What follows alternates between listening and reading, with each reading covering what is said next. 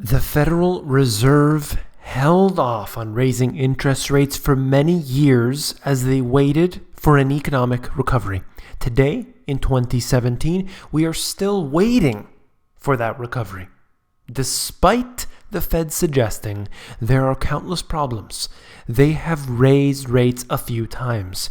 And clearly, at this point, the market has reacted positively. However, they can't go too much higher unless you came here for the truth. So let me unveil that for you. Today, we are going to look at the Federal Reserve. I want to look at the stock market. I want to look at growth being dismal globally. So, beginning right here, you've probably seen the news already. Janet the Felon Yellen raises rates, and here we go. The U.S. Federal Reserve raised the benchmark interest rate a quarter point amid rising fake inflation. The second increase since Trump's election and only the third in a decade.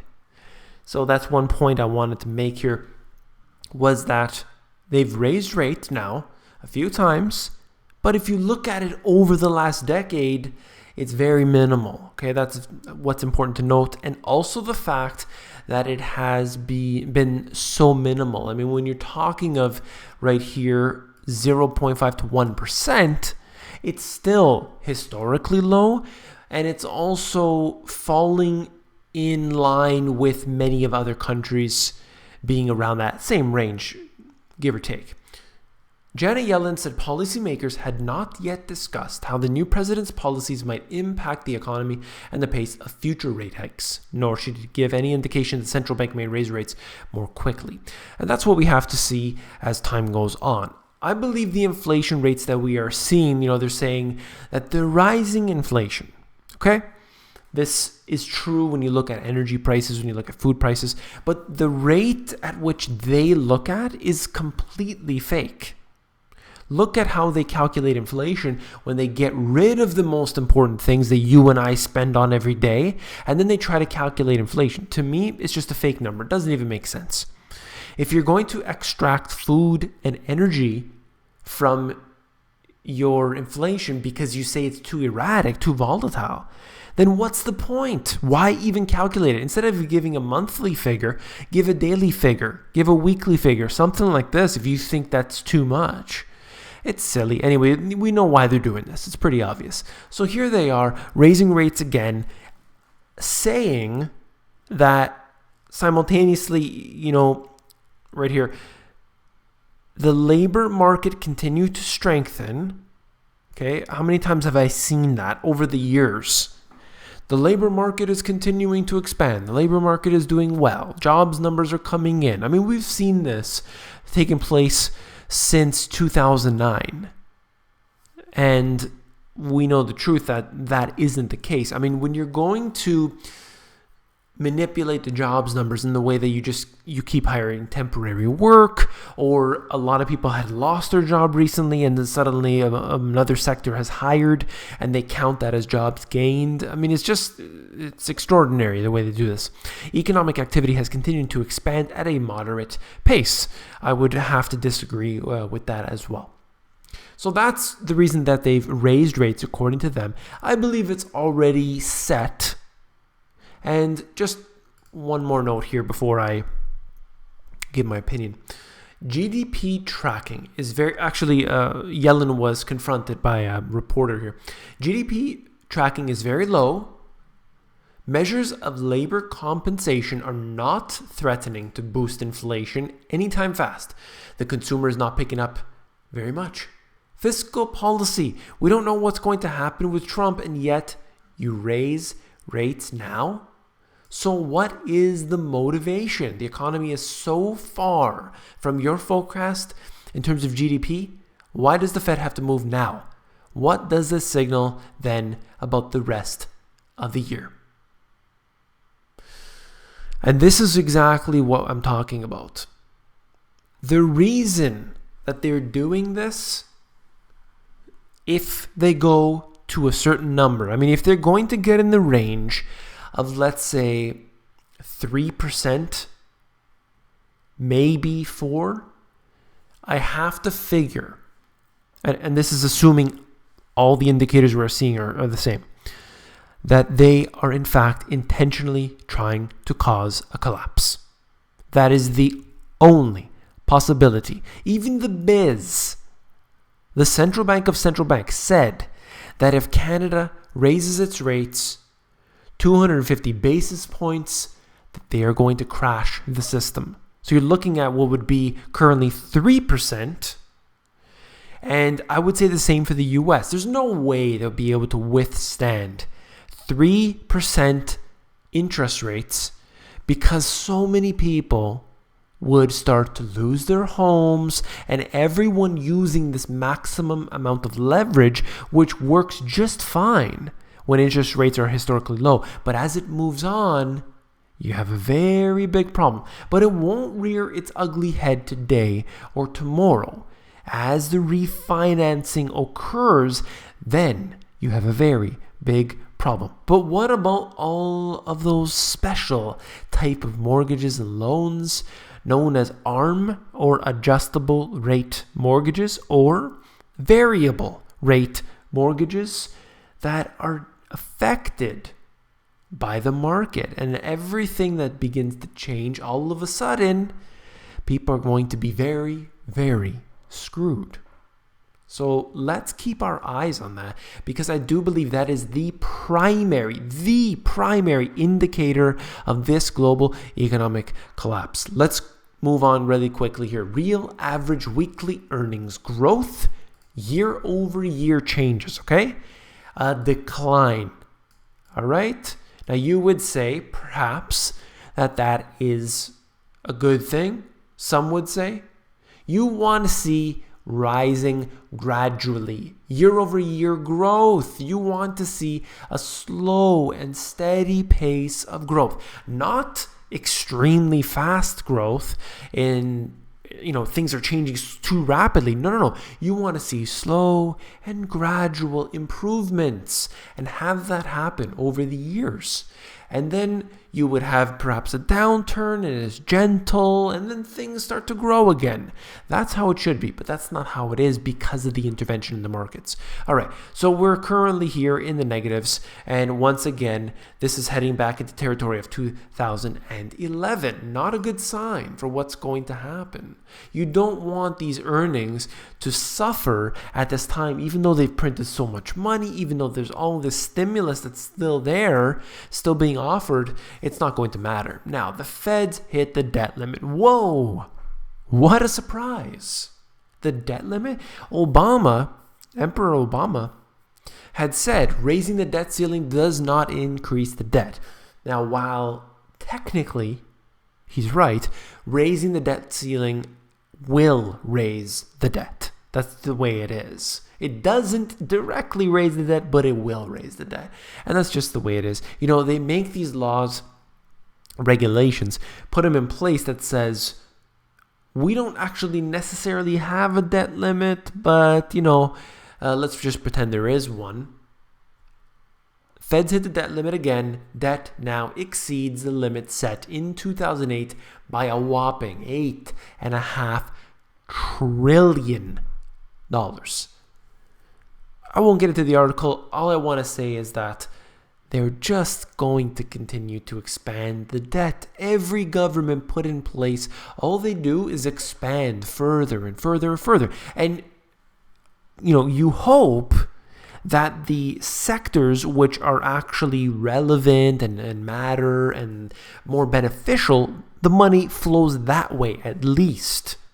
You don't want to see it being squandered in such a way that doesn't benefit the people. Unfortunately, we do see that all the time. But, at least have the money going in the right direction. There's just no way that the debt can decrease. It will, in fact, collapse the entire system. So a couple charts that I want to show you right here. China GDP annual growth rate. Although still significant, there's no doubt, around the 7% mark in the fake GDP numbers. And you look at it where it was in 2008, it's clear. It's a downward trend. There's no denying it. Moving on, this is the EU. Has been stagnating for years and years. And, it's pretty much in the negatives. I mean, when you look at, if you take out a few countries, including Germany, you have a much more dismal number than what we are seeing here. So the picture isn't pretty there. And then you look at Japan, again, with all of the quantitative easing that they've done, the most expansionary program that's ever been seen in history, and you get zero growth. And I've argued so many times with people in the industry telling me that the model for success of quantitative easing, of money printing, is Japan. And if you tell me that, and then you look at this chart, I don't see where you get in that. I just don't.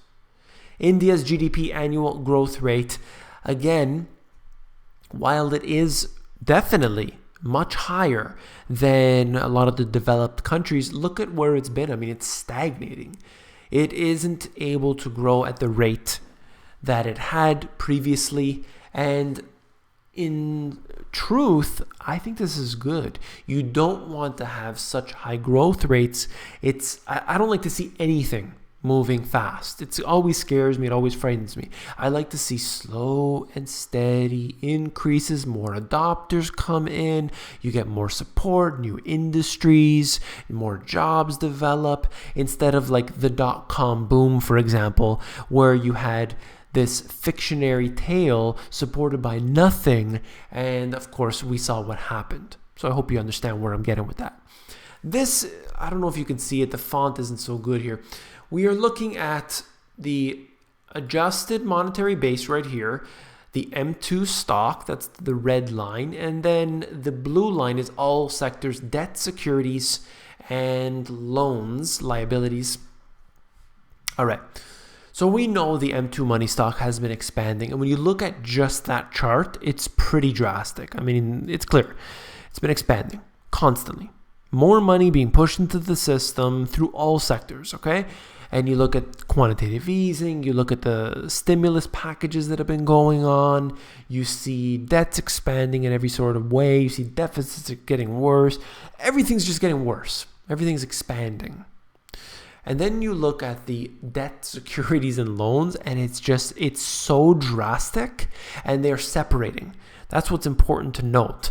When you see the rate at which the M2 money stock, which I believe is something that has been expanding over the years, and then you see how debt has been expanding. It's going even further. Although the monetary system, yes, is built upon debt, and I understand that, but just the amount of debt and the financial quote-unquote assets which run off of this is so out of whack, out of touch with reality. It's so dangerous at this time.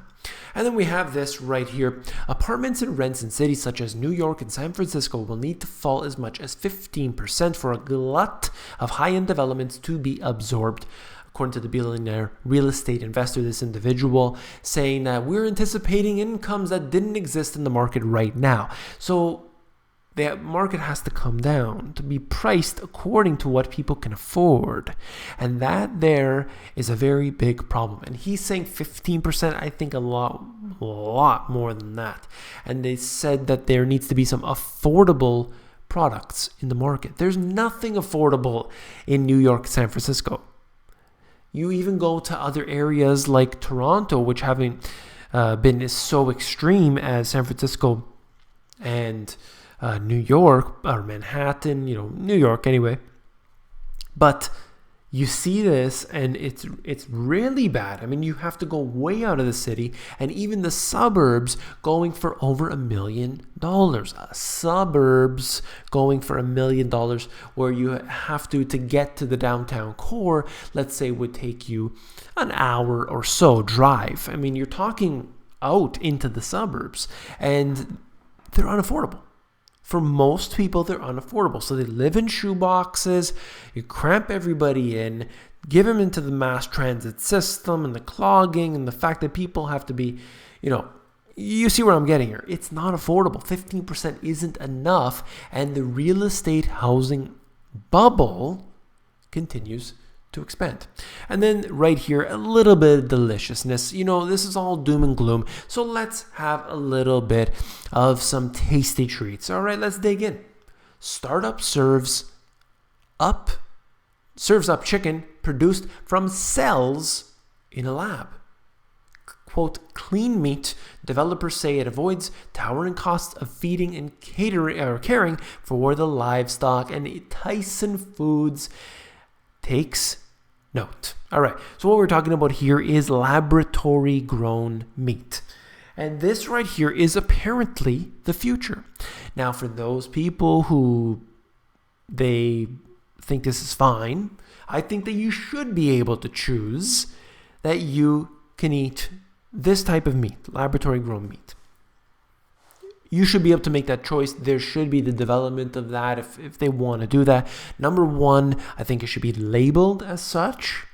Maybe it doesn't have to say laboratory grown meat, but it should have a term clearly recognizable so people know what they're getting, okay?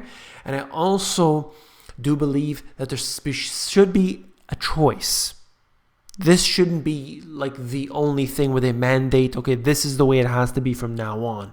I don't like that. I like the consumer to be able to choose. And if more people choose it, it will become more popular and then you'll see the growth and all that. I just feel that, the thought of laboratory grown meat is I'm just not okay with it and that's all I'm going to say.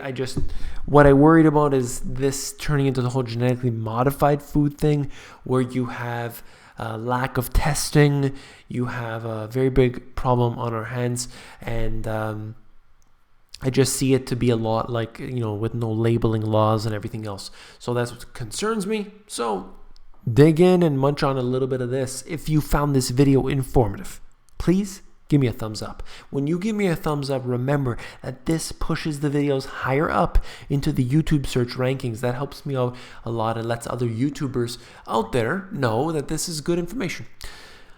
All right, then we look at this right here. You can actually look inside the book. If you want to look through the book, if you found this video informative, then you're going to find my book. More informative, you can look through it at Amazon. They have a look inside feature that will allow you to flip through the pages of the book and see if you like it. Take care.